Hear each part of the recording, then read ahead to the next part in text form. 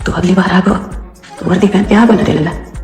पहला प्रश्न पूछा गया, निम्नलिखित में से कौन सा अधिनियम राजनीतिक कैदियों को बिना मुकदमा चलाए 2 साल तक हिरासत में रखने की अनुमति देता है? तो इसका राइट आंसर होगा रॉलेट एक्ट मेरे भाई। ठीक है, रॉलेट एक्ट जो था बिना कैदियों पे मुकदमा चलाए 2 साल तक हिरासत में रखने का अनुमति देता था। रॉलेट एक्ट कब आया था? तो 1919 में आया था मेरे भाई। ठीक है, अगला प्रश्न देखते हैं। को भारत के गणतंत्र दिवस समारोह 2023 के लिए मुख्य अतिथि के रूप में आमंत्रित किया गया, जो इस देश के राष्ट्रपति के यह सम्मान प्राप्त होने वाला पहला अवसर था। तो इसका राइट आंसर होगा अब्दुल फतह अल सीसी को भारत के गणतंत्र दिवस 2023 के लिए मुख्य अतिथि के रूप में बुलाया गया था। अगला प्रश्न देखने से पहले आप लोग बताइए 2026 के गणतंत्र दिवस के कौन से हमारे अतिथि थे? कमेंट बॉक्स में अभी अभी आपको बताना है। अगला प्रश्न पूछा गया, गौतम बुद्ध ने बोध के लिए अपना रास्ता खोजने का फैसला किया और बिहार के बोध गया में एक पेड़ के नीचे कई दिनों तक ध्यान दिया। तो भैया पीपल का पेड़ था। कौन सा पेड़ था? तो पीपल का पेड़ था, याद रखिएगा। ठीक है, अगला प्रश्न देखते हैं। न्यूटन के किस नियम के अनुसार प्रकृति में प्रत्येक क्रिया बल के लिए एक समान और विपरीत प्रतिक्रिया होती है? यानी हर एक क्रिया के विपरीत प्रतिक्रिया के बारे में सवाल पूछा गया। तो ये था न्यूटन का थर्ड लॉ, यानी तीसरा नियम था। अगला प्रश्न देखते हैं। निम्नलिखित में से कौन सा एक प्रसिद्ध भारतीय कर्नाटक गायक गायिका थे जो भारत रत्न और रैमन मैग्सेसे पुरस्कार दोनों प्राप्त करने वाले पहले कलाकार थे? इनको रैमन मैग्सेसे पुरस्कार भी मिला और भारत रत्न भी मिला। ये प्रसिद्ध कर्नाटक के गायक थे MS सुब्बुलक्ष्मी। राइट आंसर हो जाएगा। सुब्बुलक्ष्मी को भारत रत्न भी और रैमन मैग्सेसे पुरस्कार दोनों प्राप्त करने वाले पहले कलाकार थे, याद रखिएगा। अगला प्रश्न पूछा गया, 1947 में स्वतंत्रता के समय भारत की साक्षरता दर कितनी थी? ओनली 12% थी मेरे भाई, मात्र 12% थी। जब हमारा देश आज़ाद हुआ था 1947 में, तो केवल 12% ही हमारी साक्षरता दर थी। वर्तमान में 2011 की जनगणना के अनुसार बताइए कमेंट बॉक्स में कि भारत की साक्षरता दर कितना है? पूरा पॉइंट में भैया बताना है। ठीक है, कमेंट में मैं आंसर चेक करूंगा और उनको पिन कर दूंगा। ठीक है, तो आप लोग जरूर कमेंट में उत्तर दिया कीजिए। अगला प्रश्न देखिए, भारत की संविधान सभा की स्थापना किस वर्ष की गई थी? तो 1946 में की गई थी। बढ़ते अगले प्रश्न पे। हर वर्ष फ्लेमिंगो महोत्सव रिपीट हो गया त्यौहार जो है स्थित नेलापट्टू पक्षी अभयारण्य के पास पुलिकट झील पर मनाया जाता है। तो आंध्र प्रदेश इसका राइट आंसर होने वाला है। फ्लेमिंगो त्यौहार कहाँ मनाया जाता है? आंध्र प्रदेश में मनाया जाता है।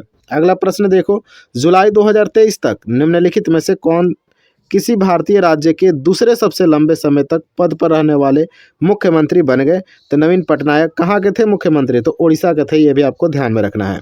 अगला प्रश्न देखते हैं। खाली स्थान दिया, पहली ट्रांसजेंडर भारतीय नर्तकी है जिन्हें पद्मश्री से सम्मानित किया गया। तो राइट आंसर होगा नर्तकी नटराज को, जो कि पहली ट्रांसजेंडर महिला हैं, भारतीय नर्तकी हैं जिन्हें पद्मश्री से सम्मानित किया गया। इंपॉर्टेंट है भाई, पेपर में रिपीट होने वाला है। अगला प्रश्न पूछा गया, भारतीय संविधान का अनुच्छेद 163 निम्नलिखित में से किससे संबंधित है? तो अनुच्छेद 163 आपका हो जाएगा राज्यपाल को सहायता और सलाह देने के लिए मंत्रिपरिषद, आपका राइट आंसर होने वाला है इस प्रश्न का।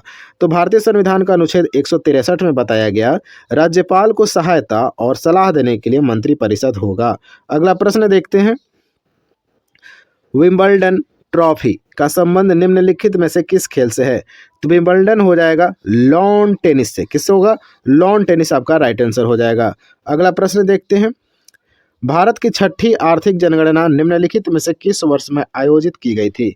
तो भारत की छठी आर्थिक जनगणना का आयोजन किया गया 2013 में, राइट आंसर हो जाएगा।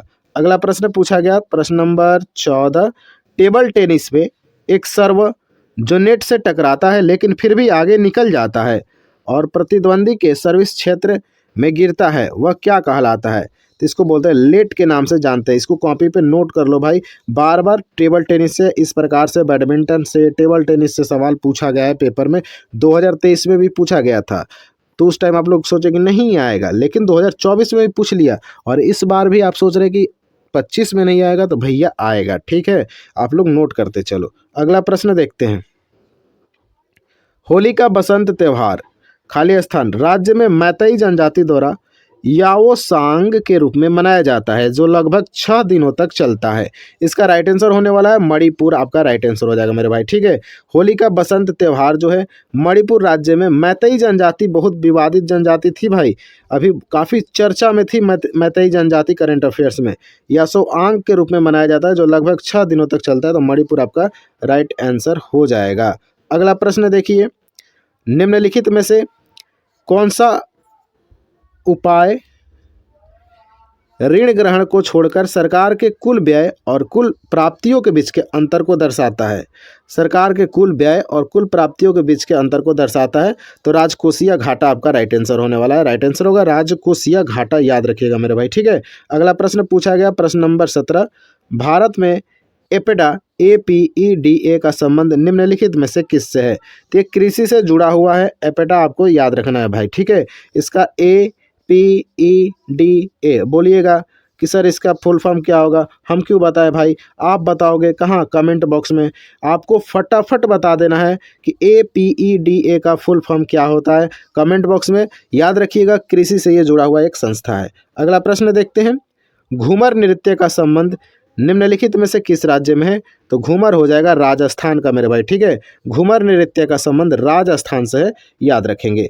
नेक्स्ट है, भारत में हरित क्रांति के प्रभाव के बारे में निम्नलिखित कथन को पढ़िए। अब जिन्होंने भी पहले नंबर से वीडियो देखा है या 2023 से हमारे चैनल पर जुड़े हैं, उनको हरित क्रांति में कोई पीछे नहीं कर सकता भाई, ठीक है। इतना ना इंपॉर्टेंट प्रश्न पूछा गया है, हर शिफ्ट में 1 से 2 प्रश्न पूछा गया है, तो भैया बिल्कुल एकदम क्वालिटी वाला क्वेश्चन से आपको संपर्क करा दिया गया है, ठीक है। पेपर में आया तो फोड़ डालिएगा। प्रश्न पूछा गया, हरित क्रांति के प्रभाव में निम्नलिखित कथन को पढ़िए और सही कथन को पहचान कीजिए। पहला कथन दिया गया, भारत खाद्यान्न के मामले में आत्मनिर्भर हो गया। भैया हो ही तो गया, और केंद्रीय पूल में भी पर्याप्त भंडार था, यहाँ तक कि एक समय पर भारत खाद्यान्न निर्यात करने की स्थिति। भैया ये तो रिपीट हो गया, चलो रिपीट हो गया, ये रिपीट कथन है भाई। हरित क्रांति से क्या है, रिपीट कथन है। दूसरा देखते हैं, प्रति व्यक्ति खाद्य की निवल उपलब्धता में भी वृद्धि हुई। ये भी दोनों का दोनों कथन जो रिपीट है भाई, तो इसका राइट आंसर होगा A और B दोनों। देख लिए ना कैसे रिपीट होता है पेपर में, और सब कोई बोलता है कि रिपीट नहीं होगा। काहे नहीं होगा रिपीट, कहाँ से पूछ के लाएगा, चांद पर से क्वेश्चन लाएगा है कि यही सब पूछते रहता है। निम्नलिखित में से किसने राष्ट्रीय खेल 2023 में कुल पदकों में अधिकतम संख्या में पदक जीता? हाँ, ये करंट अफेयर्स का है, महाराष्ट्र याद रखना भाई। हो सकता है पूछ ले, लेकिन मुझे नहीं लगता कि ये पेपर में बनेगा। अगला प्रश्न पूछेगा, लेकिन यहाँ तो हमारा प्रश्न ही कंप्लीट हो गया, बताते नहीं हो कि 20 प्रश्न हो गया, तो 20 प्रश्न हमारा यहाँ कंप्लीट होता है। वीडियो अच्छा लगा है तो वीडियो को लाइक तो कर दो भाई, और कमेंट में जितने प्रश्न पूछते हैं ना, VVI प्रश्न पूछते हैं, वो आपको कमेंट बॉक्स में उत्तर करना है। चैनल को सब्सक्राइब कर लीजिए, बेल आइकन प्रेस कर लीजिए। मिलते हैं नेक्स्ट वीडियो में, तब तक के लिए जय हिंद, जय भारत।